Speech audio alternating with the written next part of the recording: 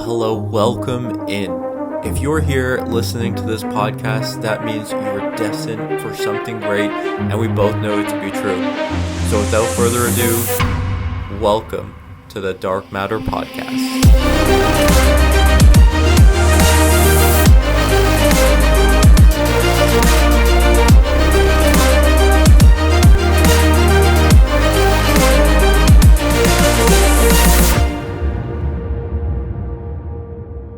Hey y'all, welcome back to the podcast. Dev here, and today I actually want to share something that I came across a little while ago. Now, it's very interesting. I think a lot of us from time to time will go through the doom scroll, the good old doom scroll there on socials. The other day, I was trying to find a video that I remembered. Now, I'm sure you guys can relate.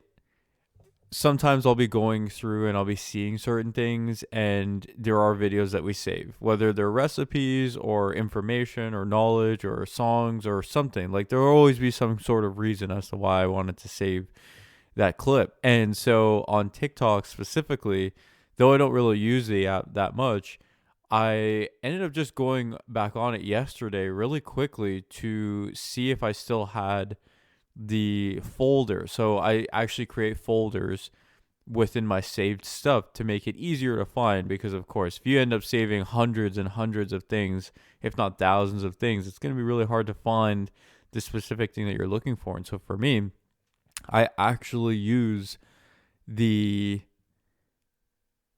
folders, so you can save things within certain folders, and I found the folder that I was looking for. And so I looked in the folder, and lo and behold, I found the video that I was looking for. It was such a good feeling that I found it. I feel like I definitely wanted to find it.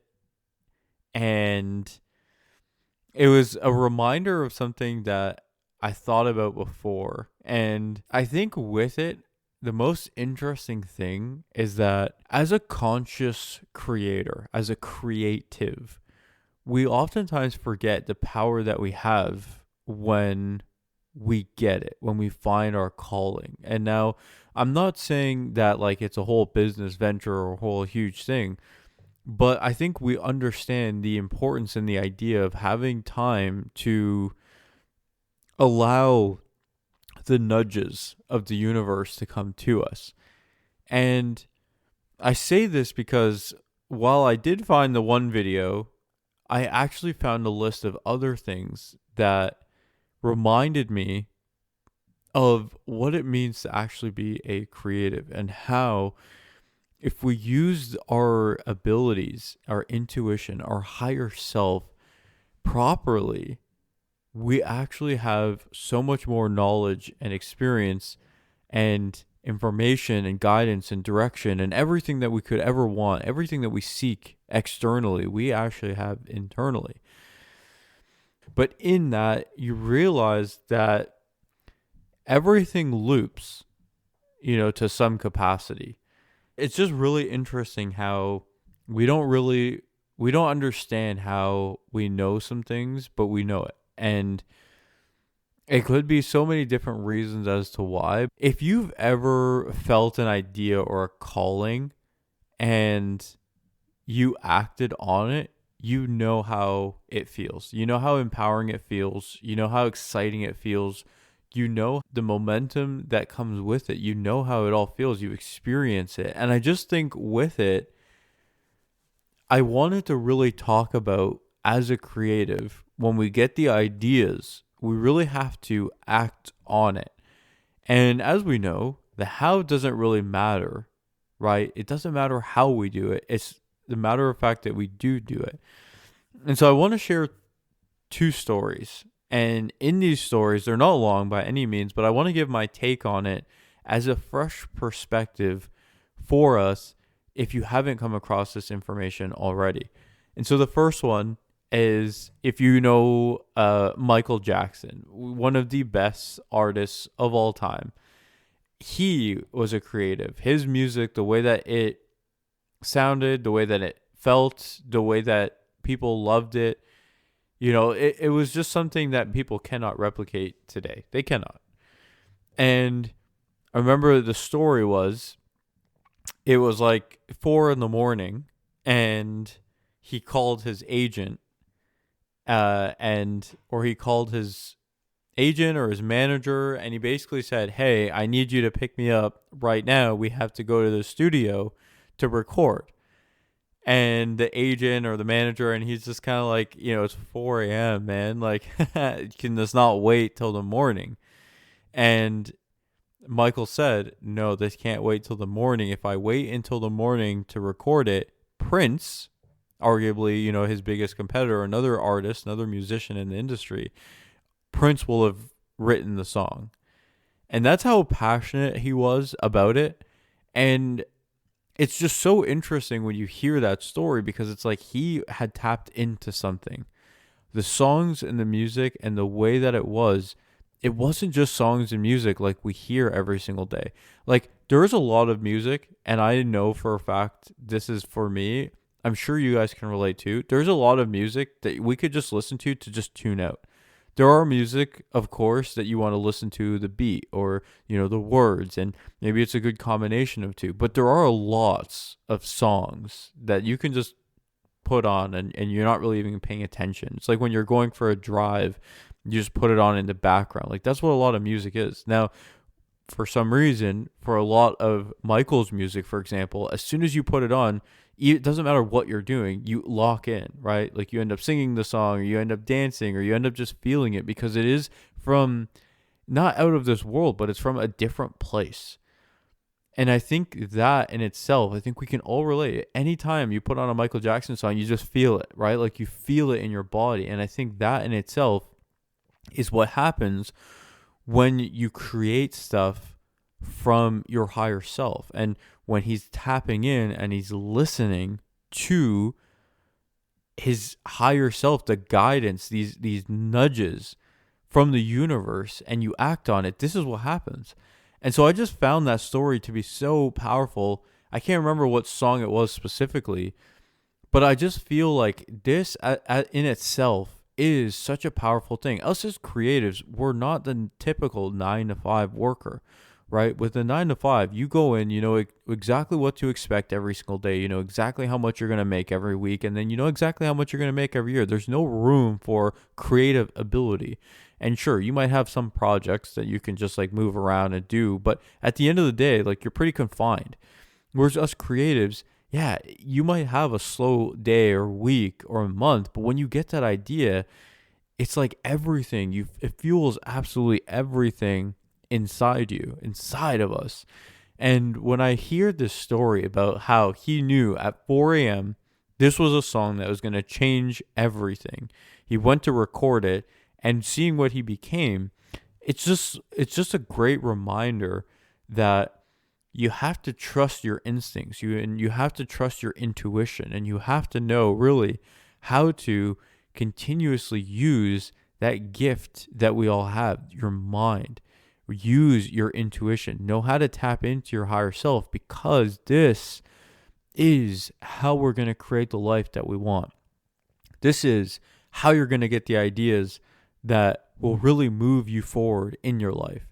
And you've heard it all the time too with these people, and they get the idea that they want to leave their job, or they get the idea that they want to start a podcast or a business, or they want to travel and do this certain thing. Like, it's the idea and it's acting upon it, and this is how things become the biggest that you could ever imagine. And there's a lot of businesses that are middle tier, but then there's a lot of businesses like Apple that came from nowhere and it just became the biggest thing that so many people cannot live without, right? And got like Nike, Adidas, all of these brands that just come from nowhere. There's a lot of there's Under Armour, there's Reebok, right? Like, there's so many other brands too, Puma, but people know Nike and Adidas, no matter where you go, they become the best, right? And I feel like the founders, the owners, the people that really started this brand, they tapped into something. They were called to start it.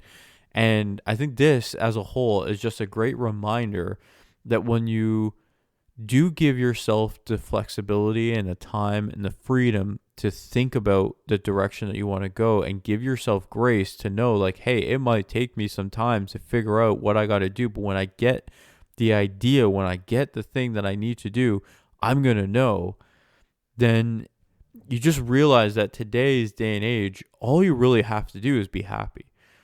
All you really have to do is just focus on today and focus on how you can be happy. That's it. And the ideas and what's coming to you will come to you. But when we put so much stress on, like, I got to figure this out and I got to do this and I got to do that, and like I put so much pressure and all these things, I get it. Pressure to some capacity is a privilege, and, it's a good thing to have, but not everyone wants to operate that way. And if you're a creative individual, how we operate best is by focusing on our mental and physical well-being, being present and happy and enjoying the moments, and waiting for the information to come to us when we are in Zen. And that's the idea. Be in Zen. Be in that state of calm, and the information that you're looking for will come.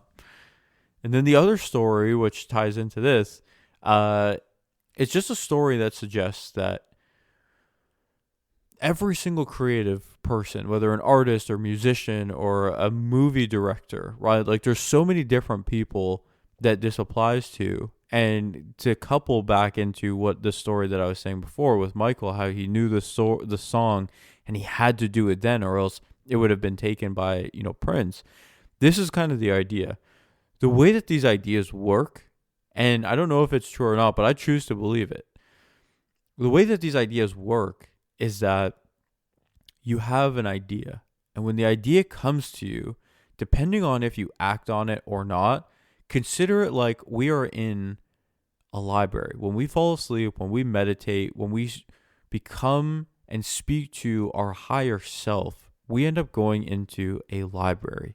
And this library is there of all of the information we could ever want, everything that has ever been done in this lifetime and in every other lifetime that has ever existed. There is a knowledge base of information, and you can tap into it at any point in time.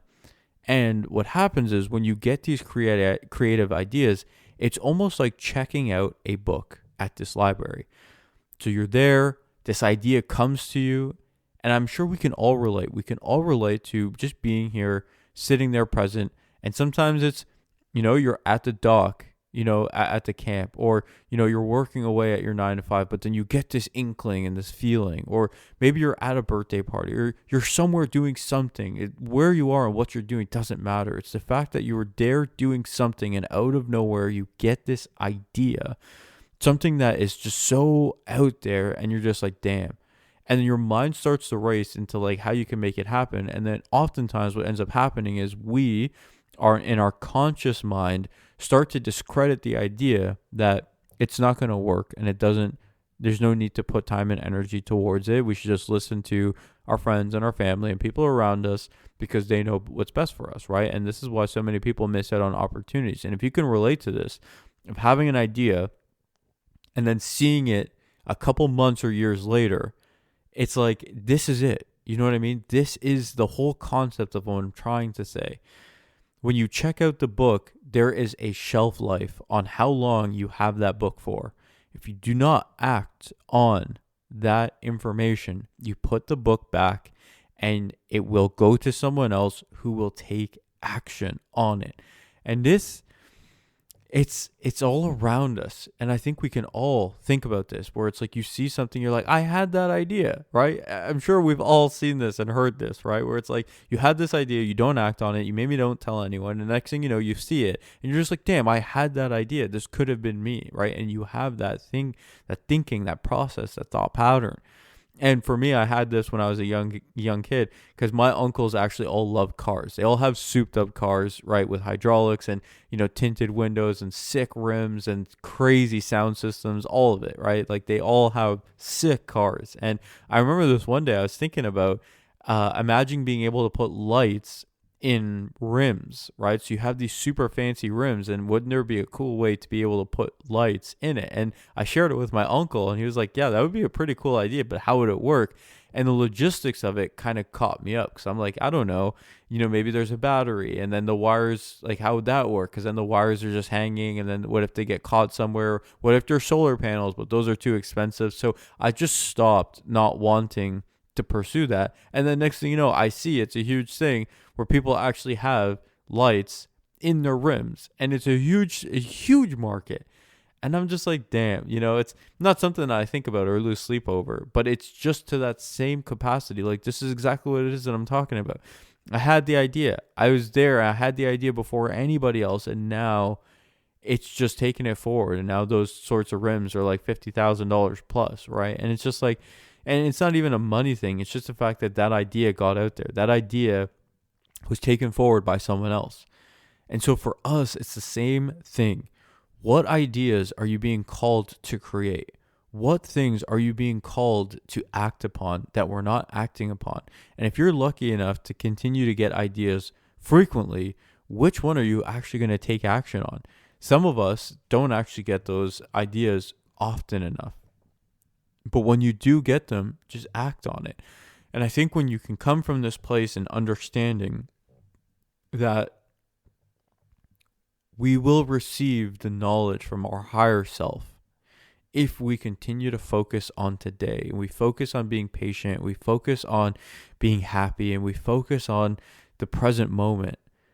The information that we need, the direction that we want to go, the calling that we are meant for will come to us. It will.